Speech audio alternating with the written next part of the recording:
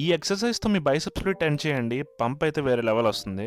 Hello guys, welcome back to 31st episode of gain series. ఈరోజు మనం చేయబోతున్నాం biceps. గత కొన్ని రోజులుగా వెదర్‌గాని అబ్జర్వ్ చేస్తే మార్నింగ్ వచ్చేసరికి చాలా కోల్డ్‌గా ఉంటుంది. ఆఫ్టర్‌నూన్ వచ్చేసరికి వార్మ్, ఈవినింగ్ వచ్చేసరికి విండ్‌గా ఉంటుంది.